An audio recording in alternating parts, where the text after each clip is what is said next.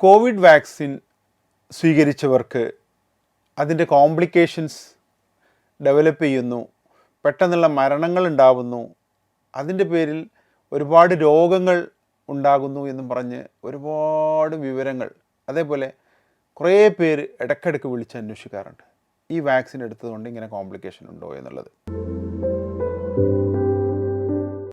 ഈയിടെ അടുത്തായി Covishield vaccine AstraZeneca എന്ന കമ്പനി നിർമ്മിച്ച വാക്സിൻ, അതിൻ്റെ കോംപ്ലിക്കേഷനുമായി ബന്ധപ്പെട്ടിട്ട് ആസ്ട്രാസെനിക്ക കോടതിയിൽ കൊടുത്ത ഒരു ഉത്തരവും കാര്യങ്ങളും ഉയർത്തിപ്പിടിച്ചിട്ടാണ് ആളുകൾ ഇത് പറയുന്നത്.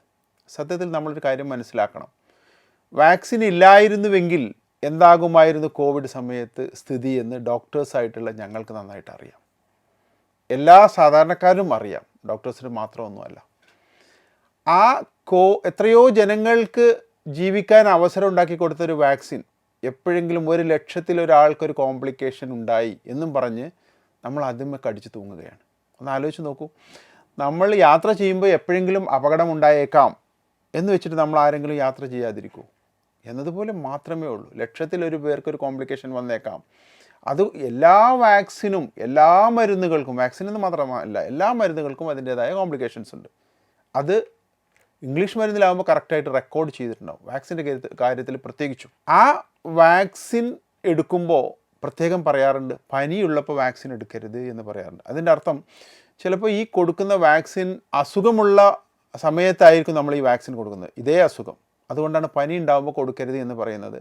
ഈ അസുഖമാണ് നമുക്ക് തിരിച്ചറിയില്ലല്ലോ, അതുകൊണ്ടാണ് അസുഖമുള്ള സമയത്ത്, പനിയുള്ള സമയത്ത് വാക്സിൻ കൊടുക്കരുത് എന്നാണ്. വാക്സിൻ പനിയുള്ള സമയത്ത് കൊടുത്താൽ എന്താ സംഭവിക്കുക എന്ന് വെച്ചാൽ ചെറിയ കോംപ്ലിക്കേഷൻസ് വരാം, അതല്ലാതെ മേജർ കോംപ്ലിക്കേഷൻസ് ഒന്നും വരാറില്ല. രക്തക്കുഴലിൽ രക്തം കട്ട പിടിക്കുന്നു, പ്ലേറ്റ്ലെറ്റ്സ് കുറയുന്നു, സ്ട്രോക്ക് ഉണ്ടാകുന്നു, ഹാർട്ട് അറ്റാക്ക് ഉണ്ടാകുന്നു, അങ്ങനെ അങ്ങ് വാട്സാപ്പ് യൂണിവേഴ്സിറ്റികളിൽ ജനങ്ങൾ പ്രചരിപ്പിച്ചുകൊണ്ടിരിക്കണം. ഒരു കാര്യം നമ്മൾ ഓർക്കണം, ലക്ഷക്കണക്കിന് കോടിക്കണക്കിന് മനുഷ്യരുടെ ജീവൻ രക്ഷിച്ച വാക്സിൻ നമുക്ക് എന്ത് വേണമെങ്കിലും വിളിച്ചു പറയാം എന്നുള്ള അവസ്ഥയിൽ നമ്മൾ മാറണം. ജസ്റ്റ് ഒരു ഉദാഹരണം പറയാം, എത്രയോ രോഗങ്ങൾ അകറ്റി നിർത്തുന്നത് ഈ വാക്സിൻസാണ്. ഈയിടെ നിങ്ങൾ ശ്രദ്ധിച്ചിട്ടുണ്ടാവും, കഴിഞ്ഞ ജനുവരി മുതൽ ഈ ജനുവരി, ഫെബ്രുവരി, മാർച്ച്, ഏപ്രിൽ, മെയ്, ഇത് മെയ് മാസമായി, ഈ 4-5 മാസങ്ങളിൽ ഏറ്റവും കൂടുതൽ മംസ് കാണാനായി, മുണ്ടിവീക്കം ഒരുപാട് കുട്ടികളിൽ കണ്ടു, ഒരുപാട് കോംപ്ലിക്കേഷൻസ് നമ്മൾ കണ്ടു. എന്തായിരുന്നു അതിൻ്റെ റീസൺ എന്നറിയോ നിങ്ങൾക്ക്? ഗവൺമെൻറ് കൊടുത്തിരുന്ന vaccine MMR, measles, moms, rubella, ഇതിന് 3നും കൂടിയുള്ള വാക്സിനായിരുന്നു കുട്ടികളിൽ കൊടുത്തിരുന്നത്. ഈയിടെയായി ഗവൺമെൻറ് അത് 2 വാക്സിനായി കുറച്ചു, MR മാത്രമാക്കി, മംസ് മാറ്റി നിർത്തിയിട്ട് മീസിൽസും റുബെല്ലയും മാത്രം കൊടുത്തു. എന്ത് സംഭവിച്ചു എന്ന് വെച്ചാൽ ഈ 6 മാസത്തിൽ ഒട്ടനവധി കേസുകൾ മംസുമായിട്ട് കുട്ടികളിലും മുതിർന്ന ആളുകളിൽ നമ്മൾ കാണാനിടയായി.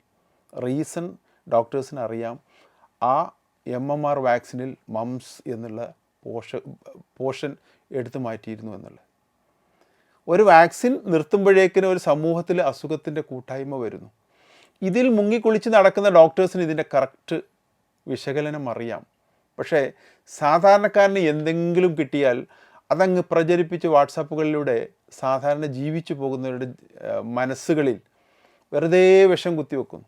ഏറ്റവും കൂടുതൽ വാക്സിനേഷൻ നടക്കുന്നത് നമ്മളെ കേരളത്തിലാണ്, അതിലൊരു സംശയവുമില്ല. പക്ഷേ ഏറ്റവും കുറവ് കേരളത്തിൽ തന്നെ അത് മലപ്പുറം ജില്ലയിലാണ് വാക്സിനേഷൻ. 50% ആവറേജ് വാക്സിനേഷൻ മലപ്പുറം ജില്ലയിൽ. മറ്റുള്ള ജില്ലകളിലൊക്കെ അത് 80-90 ആ ലെവലിൽ എത്തി നിൽക്കുമ്പോൾ മലപ്പുറം ജില്ലയിൽ അത് 50% ആവറേജ്. അതിൻ്റെ റീസൺ ഒരുപാട് സാമൂഹിക സംഘടനകൾ ഈ വാക്സിനേഷനെ എതിർക്കുന്നു. അതിൽ നമ്മൾ മാറണം. നമ്മൾക്ക് ഈ സമൂഹത്തിനൊന്നും ചെയ്തു കൊടുക്കാൻ പറ്റിയില്ലെങ്കിൽ പോലും നമ്മൾ മറ്റുള്ളവരെ നശിപ്പിക്കുന്ന രീതിയിലേക്കുള്ള കമൻസ് കൊണ്ടിട്ട് വാക്സിനേഷനെ എതിർക്കുന്ന ആ സാമൂഹിക പ്രതിബദ്ധതയുള്ളവർ ശ്രദ്ധിക്കേണ്ടത് ആ എതിർക്കുന്ന ആളുകളെ മാറ്റി നിർത്തണം, അവർക്ക് സത്യം മനസ്സിലാക്കി കൊടുക്കണം. അറ്റ്ലീസ്റ്റ് നമ്മൾ ഉപകാരം ചെയ്യേണ്ട, ഉപദ്രവിക്കുകയെങ്കിലും ചെയ്യരുത് എന്നുള്ള ബോധ്യപ്പെടുത്തലുകൾ ഉണ്ടാവണം. വാക്സിൻ്റെ കാര്യത്തിൽ അത് നടന്നേ പറ്റുകയുള്ളൂ, അല്ലെങ്കിൽ ഈ 50% ഇനിയും താഴ്ചയിലേക്ക് പോകും.